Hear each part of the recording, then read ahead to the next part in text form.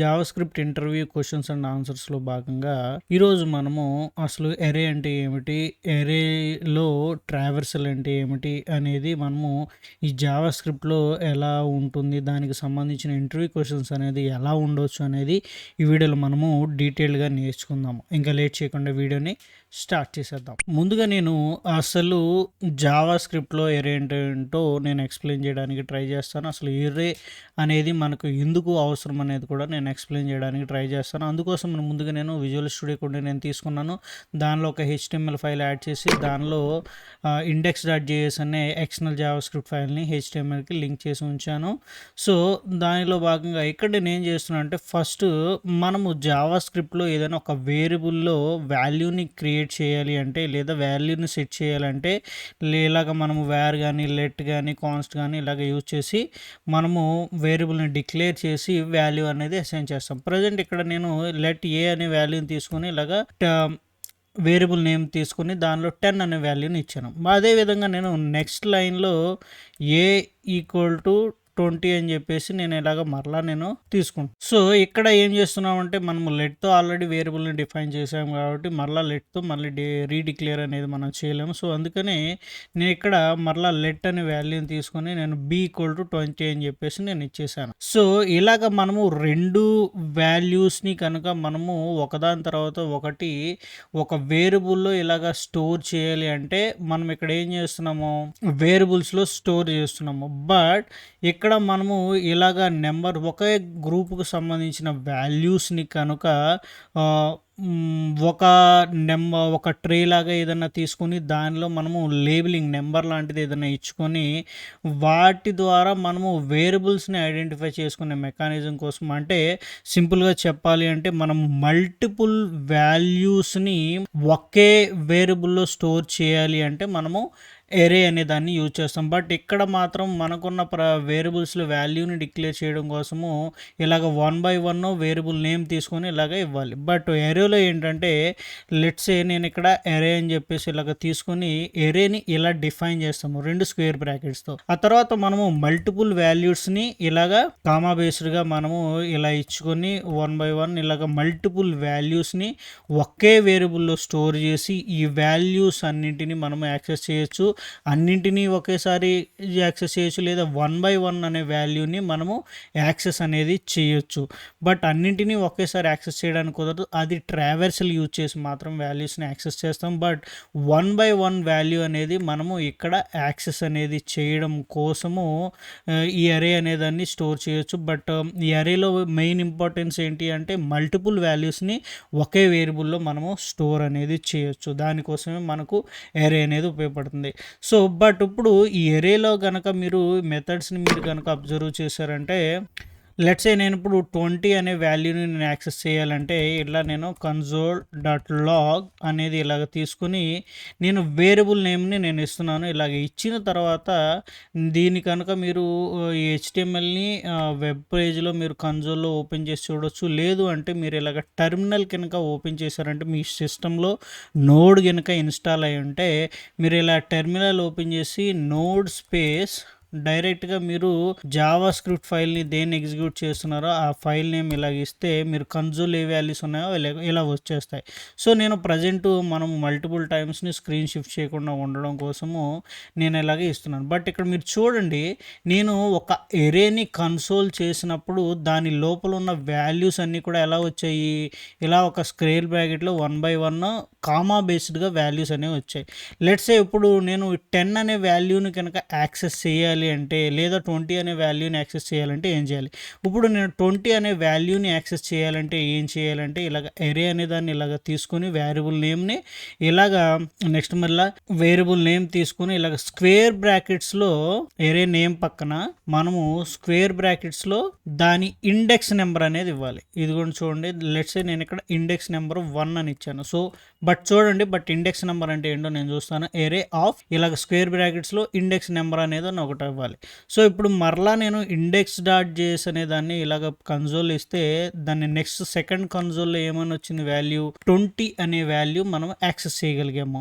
ఈ 20 అనే వాల్యూని మనము సింగిల్‌గా యాక్సెస్ చేయగలిగాము. సో, ఎందుకు ఇలా యాక్చువల్‌గా దాని ఇండెక్స్ నెంబర్ అనేది 2 అని ఉంటుంది. బట్ మీరు 1 అని ఎందుకు ఇచ్చారని అడగొచ్చు. అసలు ఇండెక్స్ నెంబర్ అంటే ఏంటో అని కూడా అడగొచ్చు. బట్ మీరు ఎప్పుడైతే ఒక వేరియబుల్‌లో ఎరే తీసుకొని దానిలో మల్టిపుల్ వాల్యూస్‌ని స్టోర్ చేస్తారో, బట్ ఈచ్ వాల్యూని మీరు కనుక రిఫర్ చేయాలి అంటే, లేదా ఈచ్ వాల్యూని మీరు ఐడెంటిఫై చేయాలంటే వాటికి ఒక నెంబరింగ్ అనేది ఉండాలి.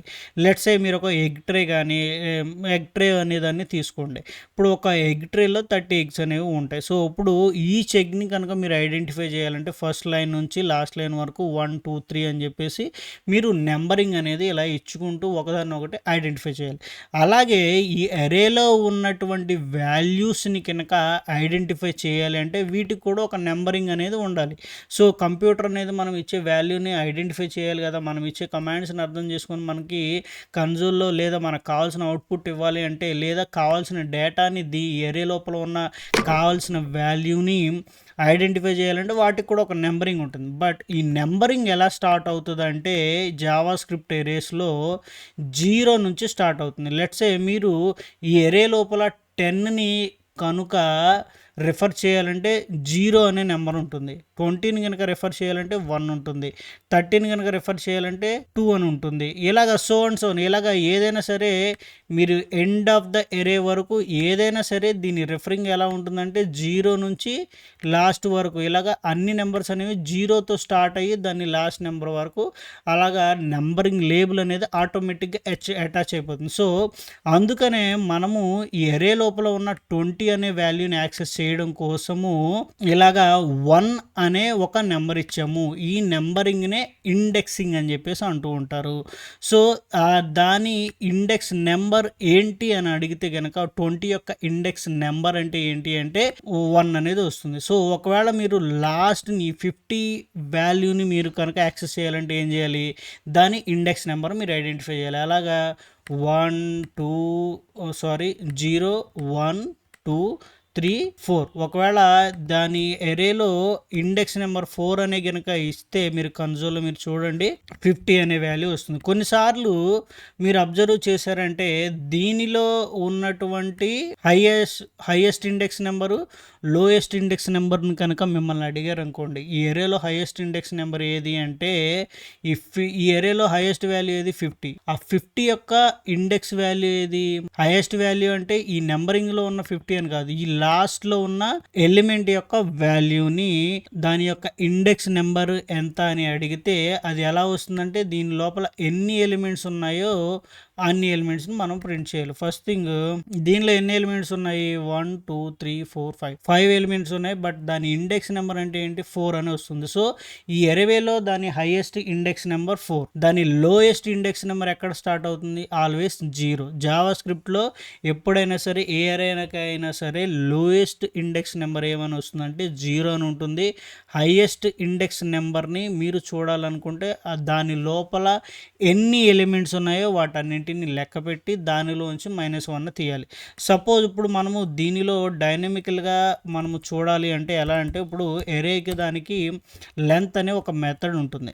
సో, లెట్స్ సే నేను ఇప్పుడు ఎరే డాట్ లెంత్ అని ఇస్తే ఇక్కడ చూడండి వాల్యూ 5 అనేది మనకి కన్సోల్‌లో ప్రింట్ అయింది ఇక్కడ చూడండి. సో, 5 అంటే ఏంటంటే number of elements within the array అని చెప్పేసి వస్తుంది. బట్ ఇండెక్స్ నెంబర్లు ఎలా క్యాలిక్యులేట్ అవుతాయండి? 0 నుంచి అలాగా కంటిన్యూగా కౌంట్ అవుతూ ఉంటుంది. బట్ దీని లోపల ఉన్నటువంటి లాస్ట్ ఇండెక్స్ నెంబర్‌ని మనం ఐడెంటిఫై చేయాలనుకోండి ఈ ఎరేలో. సో, దీనికి మనము ఎరే ఆఫ్ అని చెప్పేసి ఎరే ఆఫ్ లెంత్ అని చెప్పేసి ఇలా ఇచ్చామనుకోండి చూడండి. చాలామంది అనుకుంటారు ఎరే ఆఫ్ లెంత్ ఎరేని ఇలాగ ఇచ్చేసుకొని బ్రాకెట్స్‌లో ఎరే డాట్ ఎరే లెంత్ అని ఇస్తే మనకు ఒక నెంబర్ వస్తుంది కదా 5.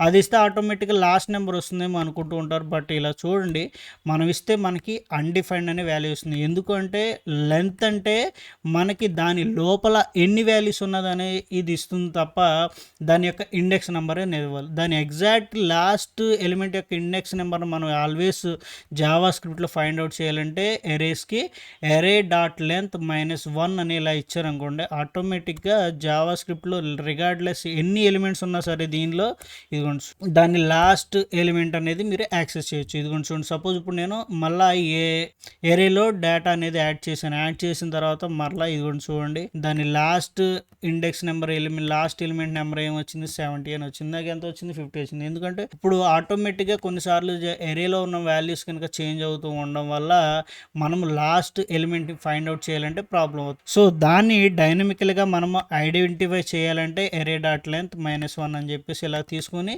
ఎరే ఆఫ్ అని చెప్పేసి ఇలా ఇవ్వాలి.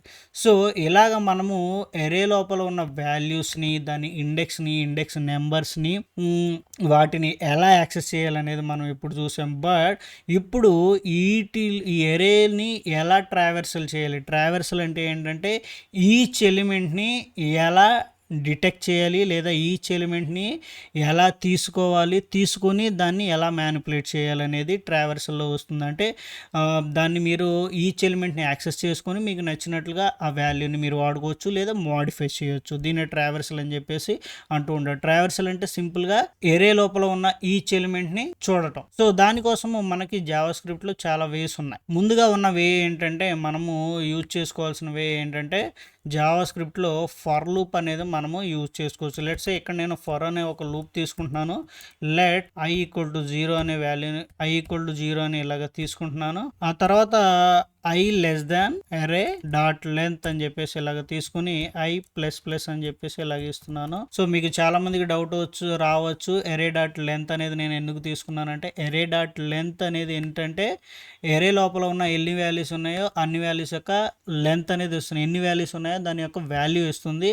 బట్ ఇక్కడ మనము i అని ఇచ్చాము కాబట్టి i కంటే ఇప్పుడు 0 లేదా ప్రతిసారి ఈ i వాల్యూ ఇంక్రిమెంట్ అవుతుంది కాబట్టి లూప్ తిరిగేటప్పుడు దాని లోపల ఉన్న ఈచ్ వాల్యూని మనము దాని యొక్క మ్యాక్సిమం ఉన్న హైయెస్ట్ ఇండెక్స్ వరకు మనము లూప్ అనేది చేయడానికి ఇది వీలవుతుంది. సో దానికోసం ఇప్పుడు నేను ఏం చేస్తున్నాను అంటే, i వాల్యూని నేను తీసుకుంటున్నాను. ఇప్పుడు ఈచ్ వాల్యూని ఎరే లోపల ఉన్న ఈచ్ వాల్యూని ప్రింట్ చేయడం కోసము నేను ఇలాగ కన్సోల్లోకి తీసుకొని ఇలాగ ఎరేని రిఫర్ చేస్తూ ఈ i అనే దాన్ని నేను ఇక్కడ పెడుతున్నాను ఈ స్క్వేర్ బ్రాకెట్స్లో. i అనే దానిలో ఏమొస్తుందంటే, ఈ లూప్ జరిగే ప్రతిసారి i వాల్యూ అనేది ఇంక్రిమెంట్ అవుతుంది 0తో స్టార్ట్ అయ్యి.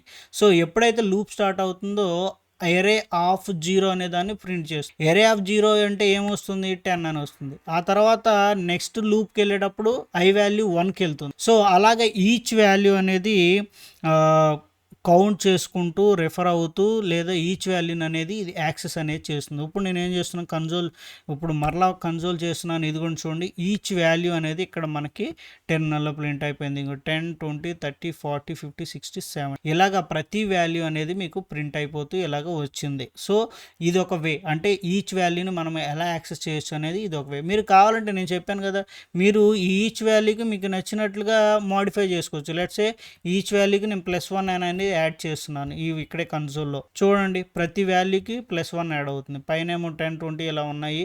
బట్ ఇప్పుడు నేను మోడిఫై చేశాను, ఏది లూప్ ప్రింట్ అయ్యేటప్పుడు. సో దాన్ని మోడిఫై చేసింగానే ప్రతిదానికి ఇలా +1 అనేది యాడ్ అయ్యి ఇలా వస్తూ ఉంది. నెక్స్ట్ మెథడ్ ఏంటంటే, జావా స్క్రిప్ట్లో మనకి ఫర్ ఈచ్ మెథడ్ అనేది ఒకటి ఉంది. సో అది ఎలాగంటే, ఇలాగ డైరెక్ట్గా ఎరేని తీసుకుని ఫర్ ఈచ్ అనేది ఇలాగ మనం తీసుకుని దీనిలో ఒక ఫంక్షన్ అనేది మనము ఇవ్వాలి. సో ఇలాగ నేను డైరెక్ట్గా ఫంక్షన్ నేమ్ ఇస్తున్నాను. ఇదిగోండి చూడండి, ఇలాగ నేను ఒక ఫర్ ఈచ్ మెథడ్ని తీసుకుని దానిలో ఒక కాల్ బ్యాక్ ఫంక్షన్ ఇచ్చాను. ఇదేం చేస్తుందంటే, ఎరే లోపల ఉన్నటువంటి ఈచ్ వాల్యూని యాక్సెస్ చేస్తూ ఆ వాల్యూని ఈ కాల్ బ్యాక్ ఫంక్షన్లోకి ప్రతిసారి లూప్ అయ్యేలాగా చేస్తూ ఉంటుంది. సో ఇక్కడ నేను ఎలిమెంట్ బదులు వాల్యూ అని చెప్పేసి ఇస్తాను, మీకు చాలా ఈజీగా ఉంటుంది. ఇప్పుడు నేను ఏం చేస్తున్నాను అంటే, console.log వాల్యూ అని చెప్పేసి నేను ఇలాగే ఇస్తున్నాను. ఇప్పుడు చూడండి, చేంజెస్ సేవ్ చేసి నేను ఇక్కడ ప్రింట్ చేస్తున్నాను. ఇదిగోండి చూడండి, 10, 20, 30, 40, 50, 70 అనేది ప్రతి వాల్యూ అనేది మనకి ప్రింట్ అయిపోయింది. మీరు మరలా క్లియర్గా 10, 20 20, 30 ఇలాగా ఈచ్ వాల్యూ అనేది మనము ఎరే లోపల ఉన్న ఈచ్ వాల్యూ అనేది మనం యాక్సెస్ చేయగలిగాము. ఇప్పుడు వాల్యూని బై 2 కావాలంటే మీరు చేయండి. నేను ఇలాగ చేస్తున్నాను. మ్యాథ్స్ ఫార్ములా ఇలా అప్లై చేసి ప్రతిదాన్ని బై 2 చేశాను. దాన్ని హాఫ్ వాల్యూ అనేది ఇలాగ మీకు కన్సోల్లో ప్రింట్ అయిపోయింది. సో ఇలాగ మీరు ఈచ్ వాల్యూని ట్రావర్సల్ చేస్తూ మీకు నచ్చినట్లుగా దాన్ని మోడిఫై అనేది చేసుకోవడం కోసము ఈ ఫర్ ఈచ్ మెథడ్ అనేది ఒక రకంగా ఉపయోగపడుతుంది. నెక్స్ట్ మెథడ్ ఏంటి అంటే దీనిలో ఫర్ ఆఫ్ అనే మెథడ్ ఉంటుంది. ఇదిగోండి చూడండి, లెట్ వాల్యూ ఆఫ్ ఎరే. సో ఈ సింటాక్స్ మీకు ఐడియా ఉందని చెప్పేసి నేను అనుకుంటున్నాను. లేదు అంటే కనుక మీరు మన జావా స్క్రిప్ట్ ట్యూటోరియల్ మొత్తాన్ని చూడండి. మీకు ఖచ్చితంగా ఈ బేసిక్స్ అనేవి ఎలా వర్క్ అవుతాయి ఏంటి అని. బట్ ఇవి ఇంటర్వ్యూ క్వశ్చన్స్ కాబట్టి నేను డీటెయిల్డ్గా వాటి వర్కింగ్ నేచర్ అనేది నేను ఎక్స్ప్లెయిన్ చేయడం లేదు. బట్ మీరు కావాలంటే వాటిని చూడండి. సో ఇప్పుడు నేను ఏం చేస్తున్నాను అంటే ఇక్కడ కన్సోల్ డాట్ లాగ్ వాల్యూ అనే దాన్ని ఇక్కడ చేస్తున్నాను. ప్రతి వాల్యూని నేను అలాగే ప్రింట్ చేస్తున్నాను. అండ్ ప్రతి వాల్యూ 2 అనేది నేను చేస్తున్నాను. మరలా నేను ప్రింట్ చేస్తే పైన ఏమో 10, 20 ఇలాగ ఏరియాలో ఉన్న యాక్చువల్ వాల్యూవి. ఆ తర్వాత వాటిని నేను యాక్సెస్ చేస్తూ ట్రావర్స్ చేసి వాటిని మ్యానిపులేట్ చేయగా నాకు వాల్యూ ఇది. సో ఇలాగ ఫర్ ఆఫ్ అనే మెథడ్ని కూడా మీరు యూజ్ చేసుకోవచ్చు. ఇంకొక మెథడ్ మనకి ఉంది, ఫర్ ఇన్ అనే ఒక మెథడ్ కూడా ఉంది. మీరు కావాలంటే చూడండి. For in let element of ఏరే అని చెప్పేసి ఇచ్చిన తర్వాత ఇప్పుడు నేను కన్సోల్ డాట్ లాగ్ ఈఎల్ఈ అనే దాన్ని నేను ప్రింట్ చేస్తాను. మీరు చూడండి ఇక్కడ ఏం జరుగుతుందో. నేను ప్రింట్ చేస్తే ఫర్ ఆఫ్ పెట్టాను, ఫర్ ఇన్ అనే మ్యాప్ నెక్స్ట్ మెథడ్ ఏంటంటే మనం చూడాల్సింది ఫర్ ఆఫ్ ఆల్రెడీ చూసాము. ఫర్ ఇన్ అనే దాన్ని కనుక చూసారు అంటే ఇక్కడ నేను మరలా ప్రింట్ చేస్తున్నాను. ఇదిగోండి ఇక్కడ మీరు అబ్జర్వ్ చేశారంటే యాక్చువల్ గా ఎరేలో ఉండాల్సిన వాల్యూస్ కంటే ఇక్కడ కొన్ని డిఫరెంట్ వాల్యూస్ ఉంటాయి. అవి ఏంటంటే ఎరే లోపల ఉన్నటువంటి ఈచ్ వాల్యూ యొక్క ఇండెక్స్ నెంబర్ అనేది ఈ ఫర్ ఇన్ అనే దానిలో ప్రింట్ అయింది. సో దానికోసము నేను వాల్యూస్ని యాక్సెస్ చేయాలి అంటే ఇండెక్స్ నెంబర్ కాకుండా ఇలాగ ఎరే అనే దాన్ని తీసుకుని ఆఫ్లో ఎలాగో మనకి ఇండెక్స్ నెంబర్ వస్తుంది కాబట్టి మనము ఎవ్రీ ఇండెక్స్ నెంబర్ని బేస్ చేసుకుని వాల్యూని యాక్సెస్ చేయాలంటే ఇలాగా ఎరే యొక్క వాల్యూ ఎరే నేమ్ని ఇచ్చి ఇలాగ స్క్వేర్ బ్రాకెట్స్లో దాని ఇండెక్స్ నెంబర్ ఇస్తే ఆటోమేటిక్గా వస్తుంది. బట్ ఇది ఫర్ ఇన్ అనేది ప్రతిసారి లూప్ అయ్యేటప్పుడు దాని ఇండెక్స్ నెంబర్ మనకు వస్తుంది కాబట్టి అలా ఇవ్వడం వల్ల మనకి వాల్యూస్ అనేవి ప్రింట్. చూడండి పైనేమో ఇంతకు ముందేమో మనకి పైన ఇండెక్స్ నెంబర్స్ వచ్చాయి. నేను ఇలాగ ఎరే ఆఫ్ అని ఇలాగ ఇవ్వగానే మనకి చూడండి ఆటోమేటిక్గా దాని లోపల ఉన్నటువంటి వాల్యూస్ అనేవి మనకి ఇలాగ ప్రింట్ అనేది అవుతుంది. ఇంకొకటి ఏంటంటే ఫైనల్గా మేబీ చాలా మంది అబ్జర్వ్ చేయరు, ఇలాగ మనం వైల్ లూప్ని యూజ్ చేసుకొని కూడా ప్రింట్ చేయొచ్చు వాల్యూ. ఇదిగోండి చూడండి, లెట్ i = 0 ఇలాగ ఇలాగ ఏరే లెంత్ వరకు లెస్ దాన్ ఏరే లెంత్ వైకు ఇలాగ ఇచ్చి వైల్ లూప్తో కూడా చేస్తున్నాను. ఇదిగోండి నేను ఇలాగ ప్రతి వాల్యూని ఇలాగ వైల్ లూప్ యూజ్ చేసుకుని కూడా వాల్యూ మనము యాక్సెస్ అనేది చేయొచ్చు. ఇలాగ మనము దీనిలో ఉన్నటువంటి ప్రతి వాల్యూని ట్రావర్సల్ అనేది చేసి ఈ వాల్యూస్ని మాడిఫై చేసుకొని మనము యూజ్ అనేది చేసుకో. ఇప్పుడు దీనికి సంబంధించిన కొన్ని ఇంటర్వ్యూ క్వశ్చన్స్ అనేవి మనం చూద్దాము. ఫస్ట్ క్వశ్చన్ ఏంటి అంటే యాక్చువల్గా first question, what is the difference between for in and for of in Java script? So let's say మనం ఇలాగ ఒక ఎరే తీసుకుందాము. తీసుకుంటే ఆ రెండిట్లో ఉన్న డిఫరెన్స్ ఏంటంటే ఫర్ ఇన్ దానిలో మనము డైరెక్ట్గా దాని ఇండెక్స్ నెంబర్ అనేది ప్రింట్ అవుతుంది, అంటే దాని ఇండెక్స్ నెంబర్ అనేది యాక్సెస్ చేయొచ్చు. బట్ ఫర్ ఆఫ్ దానిలో డైరెక్ట్గా ఎరేలో ఉన్నటువంటి వాల్యూస్ అనేది మనము యాక్సెస్ చేయొచ్చు. నెక్స్ట్ క్వశ్చన్ ఏంటంటే what will be the output use break inside A for each loop? మనము ఫర్ ఈచ్ లూప్ అనేది వాడాం కదా. సపోజ్ మీరు ఇలాగ ఒక ఎరేని తీసుకొని ఆ ఎరేకి ఫర్ ఈచ్ లూప్ యూజ్ చేస్తూ ఇలాగ ఇఫ్ కండిషన్ ఇచ్చి ఆ తర్వాత ఆ ఫర్ లూప్ని బ్రేక్ చేయాలని కనుక ట్రై చేశారంటే మనము ట్రెడిషనల్ ఫర్ లూప్స్ కనుక బ్రేక్ ఇస్తే బ్రేక్ అనే కీవర్డ్ యూజ్ చేస్తే ఆటోమేటిక్ అవుతుంది. బట్ ఈ ఫర్ ఈచ్ అనేది ఒక మెథడ్ ఎరే. అలాగే ఈ బ్రేక్ అనే దాన్ని యూజ్ చేయడం వల్ల మనకి ఎరే ఒక ఎర్రర్ అనేది వస్తుంది. మీరు కావాలంటే చూడండి, ఇలాగ నేను ఇది బయట ఆటోమేటిక్గా ఎడిటరే ఇక్కడ ఎర్రర్ అన్నట్లుగా చూపిస్తుంది. మీరు స్టిల్ దాన్ని ఎగ్జిక్యూట్ చేయడానికి ట్రై చేస్తే ఇదిగోండి చూడండి, syntax error, illegal break statement అని చెప్పేసి ఇలాగ మనకి వస్తుంది. కానీ అదే మీరు ఫర్ లూప్లో కనుక యూజ్ చేయడానికి ట్రై చేస్తారు. లెట్స్ ఈ ఐలో ఇండెక్స్ నెంబర్ వస్తుంది కదా, i = 2 అయితే బ్రేక్ అని చెప్పేసి నేను అలా ఇచ్చి నేను ప్రింట్ చేయడానికి దీని ప్రస్తుతానికి బట్ ఫర్ లూప్ లో కూడా ఎలా వర్క్ అవుతుంది ఇదిగోండి. ఫర్ లూప్ లో ఆటోమేటిక్ బ్రేక్ అనే కీవర్డ్ని యూజ్ చేయడం వల్ల ఎప్పుడైతే ఇండెక్స్ నెంబర్ 2కి మ్యాచ్ అవుతుందో ఆటోమేటిక్గా లూప్ అనేది బ్రేక్ అయిపోతుంది. అంటే లూప్లోంటి అక్కడ నుంచి ఎగ్జిక్యూట్ అవ్వడం అనేది లూప్ అనేది ఆగిపోయి నెక్స్ట్ స్టేట్ అనేది రన్ అవుతుంది. బట్ ఫర్ ఈచ్ అనే దానిలో అలా చేయడం అనేది జరగదు. ఈ బ్రేక్ స్టేట్మెంట్ మనం కనుక యూస్ చేస్తే ఇల్లీగల్ బ్రేక్ పాయింట్ అని సింటాక్స్ ఎర్రర్ మనకి వస్తుంది. So what is the output of array length? So దీని కనుక మీరు ప్రింట్ చేశారంటే దీని యొక్క అవుట్పుట్ ఏంటి చూడండి. ఒకవేళ ఏరేని తీసుకుంటున్నారు, ఇక్కడ ఆల్రెడీ పైన మనకి ఏరే ఉంది కదా, సో ఈ ఏరేని కనుక మీరు ఇలాగా array డాట్ లెంత్ మనకి దీని యొక్క అవుట్పుట్ ఏమైనా ప్రింట్ చేస్తే మనకు అవుట్పుట్ ఏమైనా వస్తుంది, బట్ యాక్చువల్ గా దీని అవుట్పుట్ ఏమైనా వస్తుంది అంటే మనకి array లెంత్ అనేది చూస్తే అన్డిఫైన్డ్ వస్తుంది. ఎందుకంటే ఏరియా ఆఫ్ లెంత్ అని వస్తుంది, ఇక్కడ ఎంత వస్తుంది, ఇక్కడ 3 అని వస్తుంది. ఎందుకంటే ఈ ఏరియాలో 3 ఎలిమెంట్, బట్ ఏరియా ఆఫ్ 3 అనేది యాక్సెస్ చేయడానికి ట్రై చేస్తే దాని ఇండెక్స్ నెంబర్ 3 అనేది ఇక్కడ లేదు. బట్ ఏరియా ఆఫ్ లెంత్ -1 అని ఇస్తే మనకి ఆ ఏరియాలో ఉన్న లాస్ట్ ఎలిమెంట్ వాల్యూ 30 అనేది మనకి ఇలాగా ప్రింట్ అవుతుంది. ఐ హోప్ ఈ వీడియో మీకు అర్థమైందని చెప్పేస్తున్నాను. ఈ వీడియోలో నేను చాలా క్లియర్గా అసలు ఏరే అంటే ఏంటి, ఏరే ఎందుకు వాడతాము, ఏరియాలో ఉన్న వాల్యూస్ ఎలా యూజ్ చేసు, ఏరియాలో ఉన్న వాల్యూస్ని యాక్సెస్ చేయడం, ట్రావర్సల్ మెథడ్స్ ఏమున్నాయి క్లియర్గా ఎక్స్ప్లెయిన్ చేయడానికి నేను ట్రై చేస్తాను. మీకు కనుక ఏమైనా సలహాలు సందేహాలు ఉంటే కామెంట్ బాక్స్ తప్పకుండా రిప్లై ఇస్తాను. ఈ ఛానల్లో కంటెంట్ కనుక మీకు హెల్ప్ఫుల్గా ఉంటే ఛానల్ని సబ్స్క్రైబ్ చేయండి, వీడియోని లైక్ చేయండి, షేర్ చేయండి. ఒక ఇంట్రెస్టింగ్ టాపిక్తో నెక్స్ట్ వీడియోలో మరలా స్టే ట్యూన్. Bye bye.